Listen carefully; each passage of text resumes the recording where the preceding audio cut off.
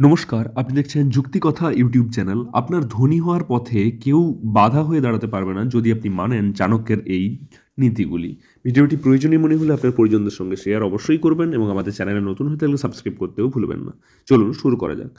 প্রাচীন ভারতের মহাপণ্ডিত আচার্য চাণক্য ছিলেন একাধারে সর্বশাস্ত্রজ্ঞ, কূটনীতিজ্ঞ, অর্থনীতিবিদ এবং দার্শনিক। তিনি যেকোনো বিষয়ের গভীরে গিয়ে পর্যালোচনা করতে জানতেন। বাস্তবকে বাস্তবতার নিরিখে পরিমাপ করতেন তিনি। সেই কারণে এত হাজার বছর পরেও তার উপদেশ আজও সমানভাবে কার্যকরী এবং উপযোগী। চাণক্যের সাফল্যের নীতিগুলি আধুনিক সময়েও প্রাসঙ্গিক। তার উপদেশ মানলে একজন ব্যক্তি জীবনের বিভিন্ন ক্ষেত্রে সাফল্য অর্জন করতে পারে। আচার্য চাণক্যকে ভারতের সর্বশ্রেষ্ঠ অর্থনীতিবিদ হিসেবে বিবেচনা করা হয়। বলা হয় চাণক্য নীতির কিছু নিয়ম মেনে যে কেউ উন্নতি করতে পারে।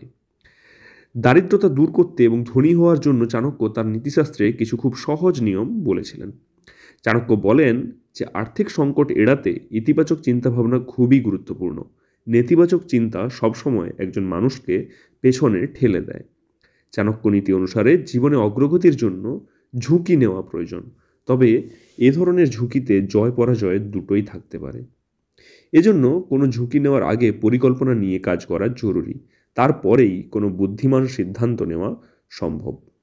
চাণক্য বলেছেন যে কঠোর পরিশ্রম ছাড়া জীবনে বড় সাফল্য অর্জন করা অসম্ভব। একজন মানুষ অবশ্যই ভালো কাজ ও পরিশ্রমের ফল পান।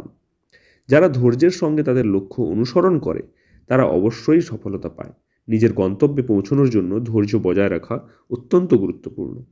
যদি আপনার ব্যয় আপনার আয়ের চেয়ে বেশি হয় তাহলে আপনার পক্ষে ধনী হওয়া অসম্ভব, অর্থাৎ আপনি গরিব হতেই থাকবেন। এ কারণে একজন ব্যক্তির সম্পদ সঞ্চয় করার জন্য অনেক মনোযোগ দেওয়া উচিত। আপনার জীবনে আপনি কতটা সম্পদ সঞ্চয় করবেন এবং কতটা ব্যয় করবেন সে সম্পর্কিত ভিডিও আমাদের চ্যানেলে আছে, তাই আপনি যদি প্রয়োজনীয় মনে করেন তাহলে ওটাও দেখতে পারেন। দেখা হচ্ছে পরের ভিডিওতে। এই ধরনের নিত্য নতুন ভিডিও পেতে প্রতিনিয়ত আমাদের চ্যানেলকে সাবস্ক্রাইব করে রাখুন। দেখা হচ্ছে পরের ভিডিওতে। ধন্যবাদ।